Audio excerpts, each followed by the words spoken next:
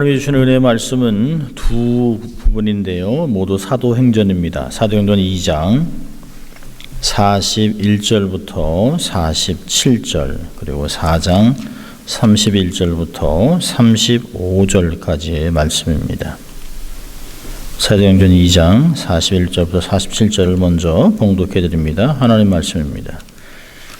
그 말을 받는 사람들은 세례를 받음에 이날에 제자의 수가 3,000이나 더하더라. 저희가 사도의 가르침을 받아 서로 교제하며 떡을 떼며 기도하기를 전혀 힘쓰니라. 사람마다 두려워하는데 사도들로 인하여 기사와 표적이 많이 나타나니 믿는 사람이 다 함께 있어 모든 물건을 서로 통용하고 또 재산과 소유를 팔아 각 사람의 필요를 따라 나눠주고 날마다 마음을 같이하여 성전에 모이기를 힘쓰고 집에서 떡을 떼며 기쁨과 순전한 마음으로 음식을 먹고 하나님을 찬미하며 또 온 백성에게 칭송을 받으니 주께서 구원받는 사람을 날마다 더하게 하시니라. 아멘. 4장 31절부터 35절 말씀입니다.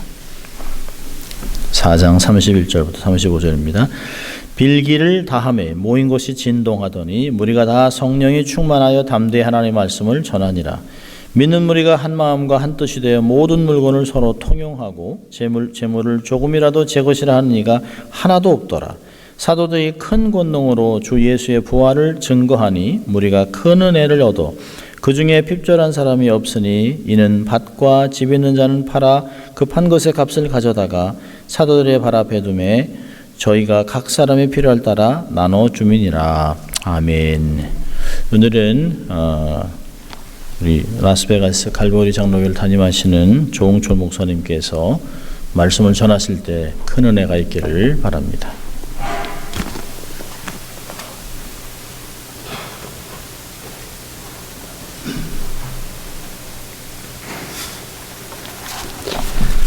반갑습니다. 우리 송 목사님께서 오늘 말씀을 증거해달라는 부탁을 받고 고민을 좀 한참 했습니다. 와야 될지 말아야 될지. 그런데 또 20주년에 장로 임직식까지 있다고 해서 기쁜 마음으로 달려와서 말씀을 증거합니다. 한 가지 좀 여러분들에게 여쭤볼까요? 우리 남가주 비전교회가 주님께서 기뻐하시는 교회인가요? 네, 감사합니다. 그렇게 대답 못하는 성도님들이 너무나 많이 있어요. 교회는 하나님께서 다 기뻐하는 교회가 되어야 합니다. 그런데 오늘 본문의 말씀을 보면 기독교 2000년 역사 가운데 가장 모범적인 교회, 초대교회의 모습을 우리가 오늘 본문의 말씀을 통해서 읽고 생각합니다. 자, 예수님께서 지상에 당신의 몸인 교회를 그의 피로 사서 세우셨습니다. 자, 그리스도 교회는요, 최소한 500명의 신도로서 시작이 되었습니다. 그 중에 열심히 있는 120문도가 전혀 기도에 힘쓰므로 놀라운 하나님의 역사와 능력을 체험하게 되었어요. 자, 2000년이 흐르는 동안 그리스도의 교회는 환난과 핍박을 받으면서 이 지상에서 가장 큰 기관이 되었습니다. 여러분, 이 세상에요, 교회보다 더 큰 기관 찾아보세요. 없어요. 2000년이 흘러오는 동안 하나님께서 이 교회를 얼마나 큰 기관으로 세우셨는가를 우리가 역사를 통해서 알고 있습니다. 자, 어떤 사람은 오늘날 그리스도의 교회의 가마력이 약해졌다라고 이야기하는 사람도 있습니다. 자, 그러나 예수 그리스도의 복음의 위대한 능력은 지금도 여전히 그리스도의 교회를 통해서 사람들의 가슴 속에서 역사하고 있다는 사실입니다. 자, 교회는 여전히 이 세상을 향한 구원의 방주의 역할을 감당합니다. 또 세상을 밝혀주는 등대의 빛이요, 또 세상을 섬기는 봉사의 기관이요, 은혜의 시은소입니다. 자, 교회란 벽돌과 나무로 세워지는 것이 아니라 예수께서 살아계신 하나님의 아들이시오 그리스도이심을 믿고 고백하고 또 그 예수를 자신의 구주로 믿는 사람들을 이 세상에서 불러내어 하나님께서 만드신 것이 교회예요.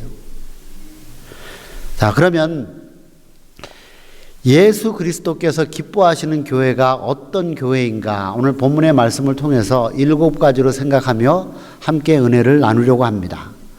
그러면 예수께서 기뻐하시는 교회의 첫 번째 특징은 살아 움직이는 교회예요. 자, 시들고 미지근하고 활동력이 없고 성장하지 아니하고 죽어가는 교회는요, 예수 그리스도의 마음을 상하게 할 수밖에 없습니다. 제가 지금 심호하고 있는 교회를 만 24년 동안 목회를 하고 있는데 그 교회의 성도들 대부분이요, 평균 연령이 75세예요. 근데 그 75세 평균 연령대에서 처음에 부임을 했더니 아무것도 못 하시겠대요. 힘들고 피곤하고 은퇴해서 아무것도 못 하시겠다 그래서 그러면 빨리 하나님 앞에 가셔야죠. 제가 그랬어요. 모세는 80세부터 새 사명을 감당했는데 힘들고 못 하신다면 하나님 나를 빨리 데려가 주십시오라고 그렇게 기도하라고 그들에게 권면을 했어요. 근데 서서히 생각들이 바뀌시면서요, 지금은 90세 된 어른 할머니도 교회에서 섬기며 봉사합니다. 그러니까 교회가 서서히 부흥하는 역사를 체험할 수가 있는 거예요. 여러분, 교인들이 일치단결하고 예배 의식이 잘 진행되고 성가대원이 좋은 노래를 부르고 교회 조직이 잘 되었다고 살아 움직이는 교회라고 말할 수가 없어요. 여러분, 신자 각 사람의 생활 속에 생명력 있는 영적 감화력이 있어야 생동하는 교회라고 말할 수 있는 것입니다. 자, 마귀는 세상에서만 활동하는 것이 아니에요. 주님의 몸된 교회에서 더 왕성하게 활동하고 있는 것이 사탄 마귀의 역사입니다. 자, 그러므로 세상이 가장 악하고 무질서하고 타락했을 때 교회는 가장 아름답고 깨끗하고 거룩하게 살아 움직여야 하는 것입니다. 자, 어떻게 그렇게 할 수가 있느냐? 성도 각 개인의 믿음으로 그렇게 살 때 교회는 능력을 발휘할 수 있는 거예요. 여러분, 사탄이라고 불리우는 마귀는 졸고 자는 일이 없습니다. 또 쉬지 않고 자기 영토를 확장하기 위하여 우는 사자와 같이 삼킬 자를 찾고 있는 그런 모습으로 지금도 활동하고 있어요. 그러므로 교회가 더 나아가서 우리 그리스도인들이 활동력을 잃으면 사탄 마귀와의 영적 전쟁에서 결코 승리할 수 없습니다. 여러분, 교회는 마귀를 쳐서 이길 수 있는 생명력이 있어야 하는 거예요. 또 각자가 부지런히 자기 일에 최선을 다해야 합니다. 더 나아가서 각자가 믿음으로 살아있는 헌신적인 봉사자라야 하는 것입니다. 뿐만 아니라 각자가 은혜를 사모하여 예배 시간에 모든 집회에 열심으로 모여서 배우고 또 하나님을 섬기며 성도들 사이에 서로 돕고 섬겨야 하는 것입니다. 여러분, 하나님께서 나에게 주신 것만큼 또 그것을 하나님 앞에 드려야 할 줄도 알아야 돼요. 또 성도들 각자는 때를 얻든지 못 얻든지 힘써 전도하여 구원 없는 사람을 많게 하여 주님의 집을 채워야 하는 것입니다. 여러분, 예배를 끝나고 한 주간의 삶을 시작하기 위하여 세상으로 나아가는데 세상으로 나아가는 저와 여러분들의 최고의 기도의 제목이 무엇이어야 하냐면 하나님, 이 한 주간 동안도 한 영혼을 전도하게 해 주시옵소서. 그것이 우리의 최고의 기도의 목표가 되어야 돼요. 그래야 살아 움직이는 교회의 모습이 되는 것입니다. 여러분, 주님의 교회는요, 또 모일 때마다 잔치집처럼 기쁘고 즐거워야 하는 것입니다. 자, 오늘 저와 여러분들이 이 12월 1일 이 하루를 구별하여 하나님 앞에 예배 드리는데 예배 드리는 저와 여러분들의 마음이 갈라져 있다면요, 하나님께서 그 예배를 받으시지 않겠죠. 또 여러분들의 마음속에 저놈의 목사가 설교를 얼마나 길게 할 것인가 라고 그렇게 생각이 든다면 벌써 은혜 받을 준비는 안 돼 있는 거죠. 자, 잔치집처럼 이 예배가 기쁘고 즐거워야 돼요. 뿐만 아니라 성도들이 서로 고통과 기쁨을 함께 나누어야 살아 움직이는 교회다라고 말할 수 있는 것입니다. 또 주님께서 기뻐하시는 교회는 강하고 담대한 교회가 되어야 돼요. 여러분, 초대교회는요, 견딜 수 없는 환난과 핍박을 당하면서 성장했습니다. 자, 초대교회 성도들은 그 핍박과 환난을 믿음으로 담대히 견뎌냈어요. 제가 어렸을 때는요, 학교에 들어가기 전까지 일주일이 뭐다 하고 감기에 걸려서 이렇게 몸이 약한 그런 어린 아이였다 그래요. 근데 어느 날 어느 순간인가 갑자기 건강해지기 시작해서요. 지금까지 잘 피곤을 모르고 이렇게 열심히 돌아다니는 그런 그 혈기왕성한 목사가 되었어요. 그런데 너무 약하니까 저희 아버님이 어떤 처방을 내리셨냐면 무조건 내보내는 거예요. 밖에 나가서 놀고 와라. 밤 10시, 11시가 돼도 놀고 와라. 밖에 나가서 친구들이랑 놀고 열심히 이렇게 뛰어다니고 그러니까 그렇게 약했던 몸이 건강해진 거예요. 오늘도 새벽 5시 40분에 일어나서 샤워하고 운전하고 여기 왔습니다. 저 오늘 예배 끝나고요. 또 운전하고 가야 돼요. 내일 새벽 5시에 또 멕시코를 향해서 운전하고 또 가야 돼요.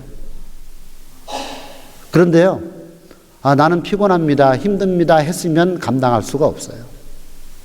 근데 하나님, 죽기 전에라도 감당할 수 있는 힘을 주시니 감사합니다. 저는 항상 그렇게 기도합니다.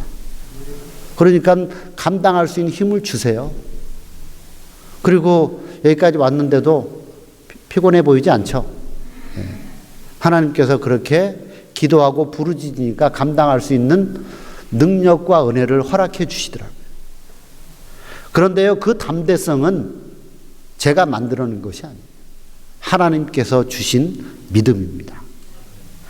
여러분, 죽음 앞에서도 흔들리지 않은 믿음을 소유했기 때문에 초대교회 성도들은 믿음으로 승리할 수가 있었어요. 스데반이 순교할 때 성도들이 온 유다와 사마리아와 땅끝까지 가서 복음을 전파했습니다. 믿음 없는 사람은요, 내가 함께 신앙생활하는 사람이 순교를 당했다 그러면 아마 숨어서 예수 믿는 것을 포기했을 수도 있어요. 근데 하나님께서 주신 믿음으로 담대하게 예루살렘에서 복음을 증거하지 못하게 하니까 유대로, 온 유대로 퍼져서 또 사마리아까지 가서 복음을 증거합니다. 여러분, 평안하게 되면 복음을 전하겠다고 한 것이 아니라 핍박 가운데서도 복음을 전했어요. 또 핍박을 당하면서, 환난을 당하면서 복음을 전파했습니다. 자, 오늘날 우리가 처한 시대하고 너무나 다르죠. 여러분, 그리스도인의 믿음은요, 믿음의 담대성은 하나님의 말씀을 믿는 믿음에서 오는 것입니다. 자, 우리에게는 하나님의 약속의 말씀인 성경이 있어요. 하나님의 말씀이 있어요. 자, 성경은 정황부한 하나님의 말씀이요, 우리를 온전케 하시는 능력의 말씀입니다. 이 성경은 좌우의 날쌘 검과 같은 하나님의 능력으로 우리에게 나타나는 거예요. 자, 우리가 하나님의 말씀을 믿을 때 강하고 담대하고 흔들리지 않습니다. 문제는 그렇게 믿지 못하니까 자주자주 의심이 생기고 자주자주 흔들리는 거예요. 또 우리가 하나님의 말씀, 이 말씀을 믿고 순종할 때 이 말씀으로 마귀를 쳐서 이기고 승리할 수 있어요. 여러분, 다른 것으로 사탄 마귀와의 영적 전쟁에서 이기는 것이 아니에요. 예수님께서 시험 받으실 때 기록되었으되 하나님의 말씀을 인용해서 사탄 마귀와의 영적 전쟁에서 승리했던 사실을 우리는 기억해야 합니다. 여러분, 마귀는요, 교활하고 거짓말장이요, 잔인한 살인자다라고 성경은 그렇게 교훈을 주고 있어요. 자, 그런데 마귀는 하나님의 말씀을 믿는 자 앞에서는 힘을 쓸 수가 없습니다. 우리가 죄를 품고는 담대할 수도 없지만 나아가서 마귀와 싸울 수도 없어요. 자, 우리는 하나님의 말씀, 성경을 통하여 죄를 발견하고 회개하는 것입니다. 자, 하나님의 말씀에는요, 구원에 이르는 지혜가 있어요. 그러므로 담대히 하나님의 말씀으로 사람들을 주님 앞에 인도해야 하는 것입니다. 자, 그리스도만이 환난과 핍박을 받는 것이 아니라 하나님의 말씀도 성도와 그리스도의 교회와 함께 핍박을 받으면서 전파되어 왔어요. 그런데 중요한 것은요, 하나님의 말씀을 떠난 구원은 없다는 사실입니다. 여러분, 세상 나라들은 항상 흔들리고 불안하지만 주님의 교회는 굳게 서서 영원히 흔들리지 않는 하나님 나라의 집입니다. 자, 그러므로 교회는 항상 의를 위해서, 구원을 위해서 일어나서 세상과 싸우고 죄와 싸우면서 하나님 나라를 확장해야 하는 거예요. 그러기 위해서 교회는 항상 강하고 담대해야 합니다. 여러분, 교회는 죄를 미워하고 배척해야 되지만 이 죄악 세상에 있는 죄인들을 사랑해야 합니다. 또 사람들을 의의 길, 진리의 길, 구원의 길, 영생의 길로 인도하기 위하여 강하고 담대하게 하나님의 말씀을 힘써 배우고 전파해야 하는 것입니다. 또 하나님께서 기뻐하시는 교회는요, 화목하고 단결된 교회가 되어야 돼요. 자, 사도행전 2장 1절에 보면 이렇게 기록되어 있습니다. 오순절 날이 이미 이름에 저희가 다 같이 한 곳에 모였더니, 한 곳에 모였을 때 그 놀라운 성령을 선물로 받았다는 사실을 우리는 기억해야 합니다. 여러분, 적진 앞에서 군인들이 다투고 서로 분열한다면 그 군대는 패할 수밖에 없어요. 분열하고 분정하는 교회는요, 마귀와 싸워서 이길 수가 없습니다.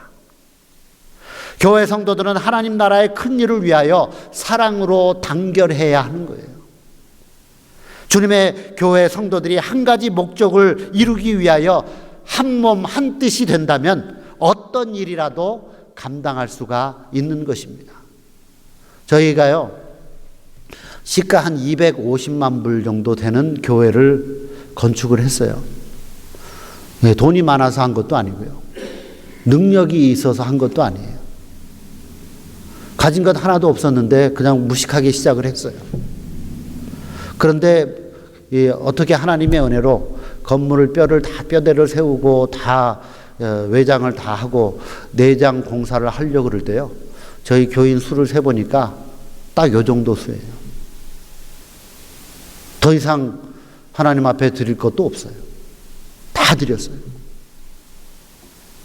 그런데 한 마음 한 뜻으로 하나님 앞에 모여서 기도하고 부르짖으니까요, 하나님께서 희한한 방법으로 역사하세요. 정말 건축공급이 다 바닥났는데 감당할 수 없는 형편인데 한 마음 한 뜻으로 기도하니까요, 한 사람도 목사님 이거 못합니다, 안 됩니다 하는 사람이 없어요. 한 마음이 되어서 기도하니까 하나님께서 다른 사람의 손길을 통해서 그렇게 역사하시는데요, 얼마나 놀랍게 역사하시는지 몰라요. 여러분, 막대기 하나는 쉽게 꺾을 수 있습니다. 그러나 아무리 작은 막대기라도 3개, 4개, 5개, 10개 이렇게 묶어놓으면요, 쉽게 부러지지가 않아요. 여러분, 교회가 마귀와 싸우는데 하나로 단결돼서 전진한다면 반드시 승리하며 계획한 것을 주님 안에서 이루어낼 수 있는 것입니다. 또 주님께서 기뻐하시는 교회는 친절한 교회여야 돼요. 여러분, 교회에 출석하는 분들 중에 어떤 사람은 참 외로운 분도 있습니다. 또 어떤 분은 교회가 낯설어서 따뜻한 인사와 교제를 원하기 때문에 교회에 나오는 분들도 있습니다. 제가 1년에 한 번씩 교회에서 수양 기간을 얻어서 그 다음에 그 다른 교회에 가서 예배 드리는 때가 있어요. 그런데 어떤 교회에서는요, 교회 안에 들어갈 때부터 저에게 관심을 가지고 따뜻하게 대해주는 교회가 있습니다. 어떤 교회는 자기들끼리는 굉장하게 다정하고 즐거워하는데 저한테는 관심도 없고 인사도 없고 어디서 왔느냐고 묻는 사람도 없고요. 또 담임 목사님은 그냥 악수만 하고 본체만 척하는 그런 교회도 있어요. 여러분, 그런 교회를 친절한 교회라고 말할 수는 없죠. 그런 교회는요, 처음 교회에 나간 사람을 쓸쓸하게 만드는 것입니다. 어떤 청년이 자기 집에서 상당히 먼 거리의 교회를 다닙니다. 물론 그 교회까지 가는 동안에 많은 교회들이 있어요. 1년을 다니고 5년을 다니고 10년을 다녔어요. 그런데 어떤 분이 그 청년이 교회 먼 거리인데도 교회를 빠지지 않고 나오는 것을 보고 물어봤습니다. 아니, 당신은 왜 이렇게 먼 거리를 열심히 주일날 빠지지 않고 나옵니까? 라고 그렇게 물어봤더니 이 청년이 하는 말이, 그 교회, 내가 다니는 이 교회 모든 성도들이 교회에 나오는 누구에게나 한결같이 친절하기 때문입니다. 그 한 가지 이유였어요. 여러분, 이 교회에 나오는 누구에게나 다 똑같이 친절하시기 바랍니다. 아직 구원의 확신이 없는 사람에게는요, 더욱더 친절하고 따뜻하게 대하시기 바랍니다. 온 교회 성도들이 새로 나오는 분들에게 사랑과 친절을 베풀면 그 사랑과 친절 속에서 예수를 만나게 되고 예수를 믿어 구원받게 되는 역사가 반드시 일어날 것입니다. 또 주님께서 기뻐하시는 교회 또 다른 모습은요, 기도하는 교회여야 돼요. 여러분, 교회가 잘 되고 부흥하고 성장하고 은혜롭게 되기를 원하는 그리스도인들마다 하나님 앞에 무릎 꿇고 기도하는 그리스도인이 되어야 합니다. 저는 저희 교회에서 이렇게 이야기해요. 하도 기도를 안 하니까 정말 기적 중에 기적이 뭐냐면 기도하지 않고 신앙생활 하는 거다라고 그렇게 이야기를 해요. 새벽기도 안 나오는 교회 성도들을 향해서 여러분들이 하나님 앞에 기적입니다라고 그러면 처음엔 좋아하죠. 그런데 기도도 안 하면서 신앙생활 할 수 있다는 게 그게 기적이죠. 그러면 얼굴들이 별로 안 좋아하세요. 그런데요, 신앙생활은 기도 없이 할 수 있는 게 아니에요. 제가 신학교를 졸업하고 목사가 될 때요, 저희 선배 목사님, 또 지금은 고인이 되신 많은 원로 목사님들께서 저에게 똑같이 하신 말씀이 있어요. 조 목사, 목회 성공하려면 3가지 방이 필요한데, 하나가 책방이요, 2번째가 신방이요, 3번째가 골방인데 제일 중요한 것은 기도의 골방이다 라고 이야기를요, 어렸을 때부터 들었지만 목사가 된 다음에도 그런 권면을 계속해서 들어왔어요. 여러분, 그리스도인들이 기도 많이 하는 교회는 아름다운 교회입니다. 은혜와 경건의 좋은 냄새를 발산하고 주님 보시기에 좋게 성장할 수밖에 없어요. 여러분, 교회에 문제가 생기고 냉랭해지면요, 성도들은 다른 것 다 제쳐놓고 기도해야 되는 거예요. 어떤 교회에 분쟁이 생기고 냉랭하고 교회 장로들이 집회에 나오는 이래도 열심히 없고 어려운 문제가 끊이지 않고 일어납니다. 그러면 기도할 때예요. 2 청년 집사가 성령의 감동으로 시간을 정해놓고 예배당에 모여서 저녁마다 기도하기 시작했어요. 자, 그런데 1년이 지나도 교회가 변하지 않습니다.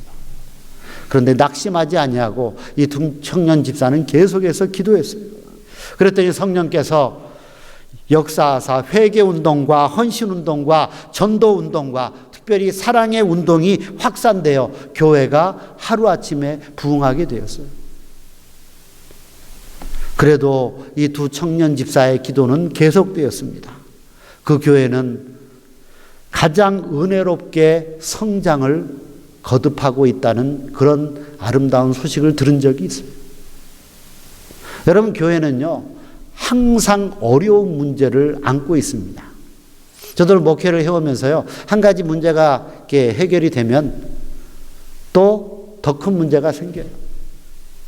그래서 제 기도의 제목 가운데 항상 하나님 앞에 하는 교회가, 하나님 제발 교회가 평안하여 든든히 세워지는 교회가 되게 해 주시옵소서, 제 기도의 제목이에요.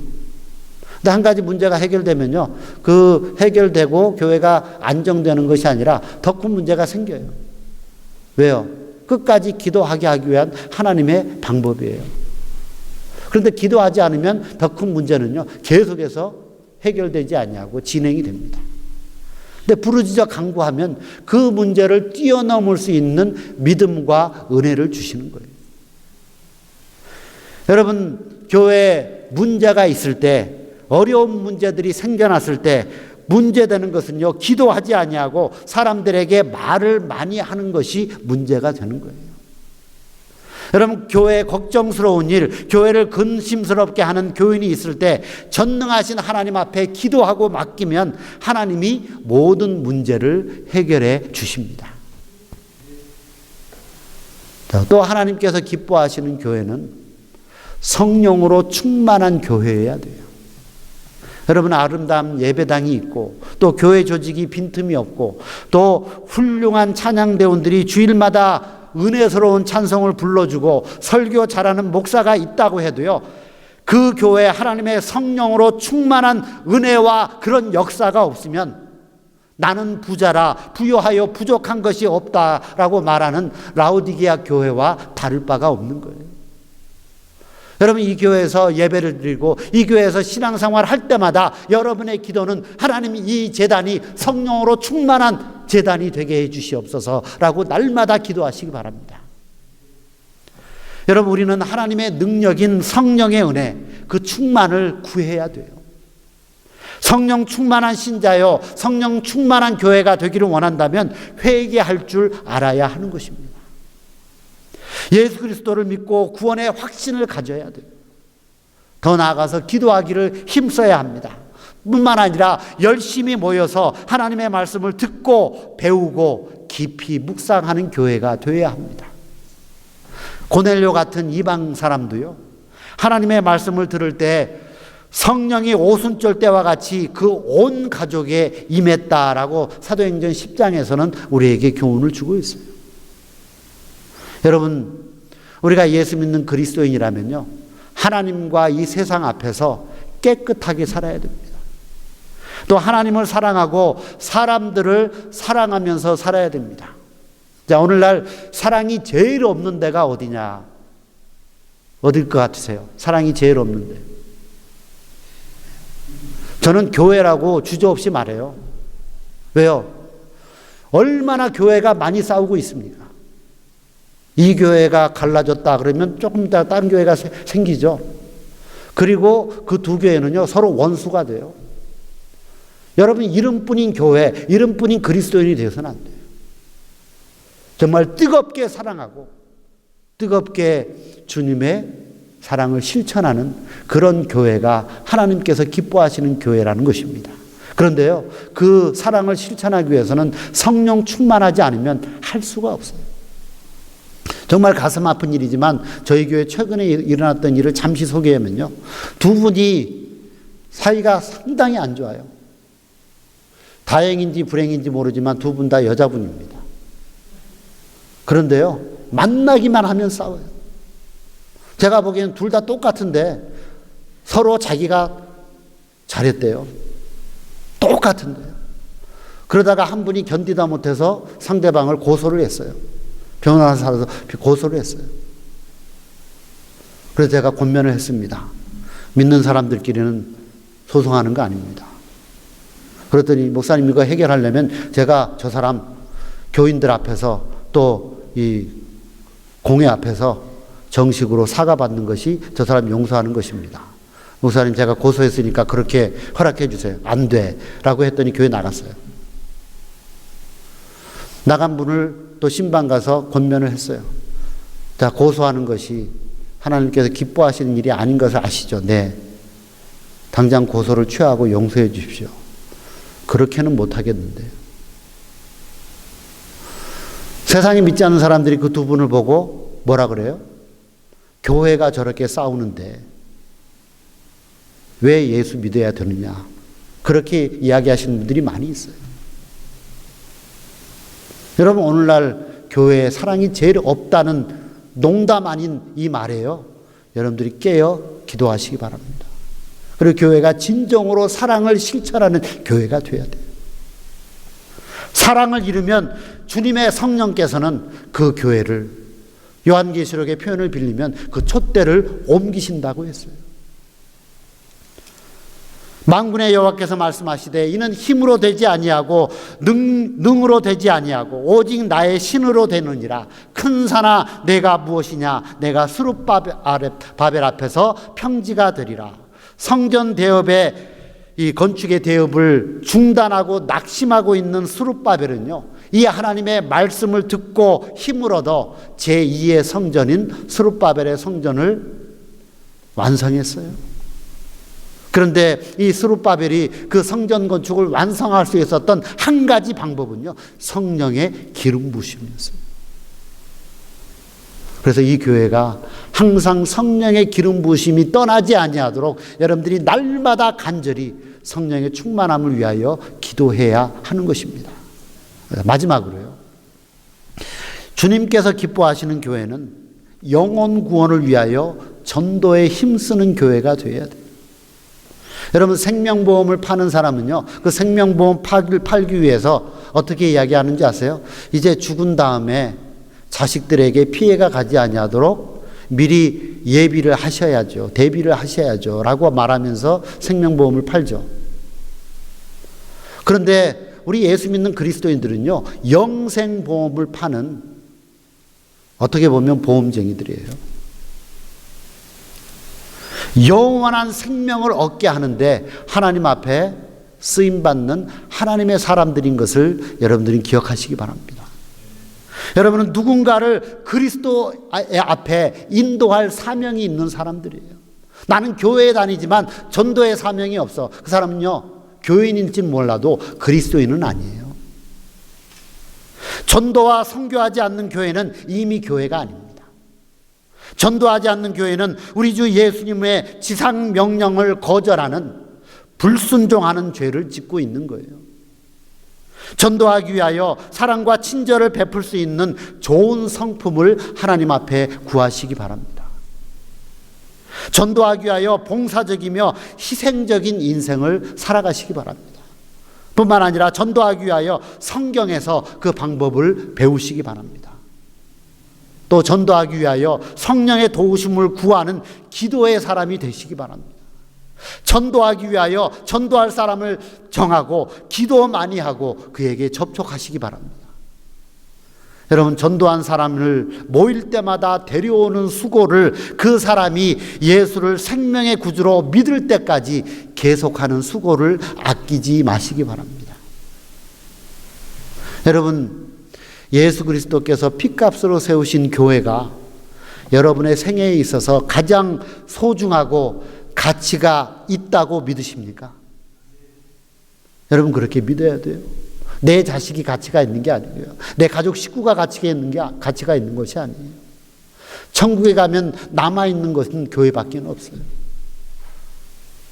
여러분의 생애에 있어서 가장 소중하고 가치가 있는 것이 주의 몸된 교회가 되기를 주님의 이름으로 축원합니다.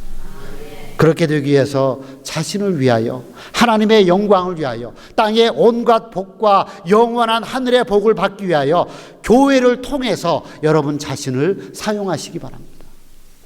또 교회를 위하여 전심전력하지 아니하는 사람의 전도를 듣고 주님의 교회에 따라 나올 사람은 없어요. 교회에 충성하고 교회를 전심전력해서 섬기는 사람을 바라보고 교회를 따라 나오는 거예요. 여러분이 예수께 충성하지 아니하며 주일을 거룩히 지키지 아니하고 헌신하지 아니하며 집회 시간에 교회 나가지 아니하고 기도하지 아니하며 성경 읽지 아니하고 사랑도 친절도 베풀지 아니하면서 전도하면요, 전도를 듣는 사람은요 비웃을 수밖에 없어요. 오늘 사도행전 2장 41절부터 47절의 모습을 보세요.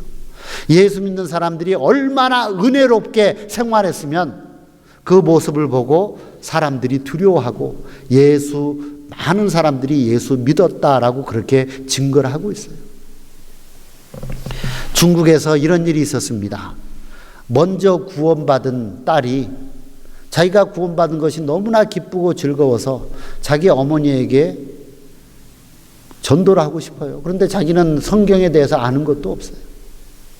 그러니까 어머니를 전도하기 위하여 이렇게 다리를 못 쓰는 어머니를 매주일 12km나 되는 거리를 어머니를 업고 다녔어요.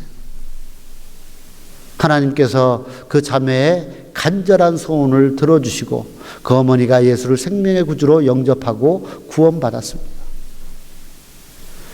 여러분, 여러분에게요, 예수가 제일이요, 교회가 소중한 은혜의 장소이고 또 예수 그리스도의 몸인 것을 확신한다면 여러분이 거기에 합당하게 주의를 위하여 열심을 내며 교회를 사랑하며 성도들과 사랑의 교제를 기쁨으로 가지며 그런 성도들이 모인 교회가 예수님께서 기뻐하시는 교회인 것을 믿고 그렇게 실천하게 되기를 주님의 이름으로 축원합니다. 자, 주님이 기뻐하시는 교회 7가지를 여러분들에게 말씀드렸어요. 그래서 오늘 봉독한 사도행전 2장 41절로 47절, 또 사도행전 4장 31절로 35절의 말씀에 나타난 그 교훈 가운데 7가지를 골라서 말씀드렸어요. 주님께서 기뻐하시는 교회는 살아 움직이는 교회입니다. 주님께서 기뻐하시는 교회는 강하고 담대한 교회입니다. 주님께서 기뻐하시는 교회는 화목하고 단결된 교회입니다. 또 주님께서 기뻐하시는 교회는 친절한 교회입니다. 주님께서 기뻐하시는 교회는 기도하는 교회예요. 또 성령으로 충만한 교회예요.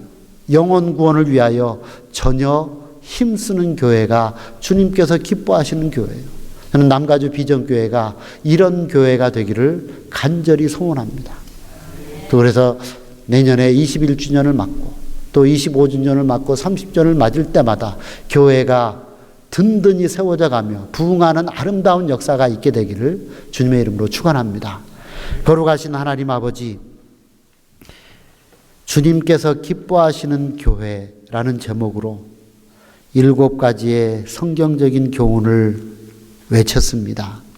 거룩하신 하나님 아버지, 부족한 종이 잘못 외친 것 있사오면 우리의 기억 속에서 지워주시게 하여 주시고, 이것이 하나님의 마음에 합한 메시지라면 우리의 심령 속에 열매 맺게 하여 주시고, 그 주님께서 기뻐하시는 교회를 만들기 위하여 하나님의 도우심을 구하며 최선을 다하여 주의 몸된 교회를 섬기는 거룩한 성도들 되게 해 주시옵소서. 하나님 아버지여, 기독교 2000년 역사 가운데 가장 모범적인 교회였던 초대교회의 모습을 닮아가는 남가주 비전교회가 되어서 날마다 말씀 위에 든든히 세워져 가는 교회, 부흥하며 세계 선교의 사명을 하나님 앞에서 아름답게 감당하는 교회로 세워 주시옵소서. 예수님의 이름으로 감사하며 기도드리옵나이다. 아멘.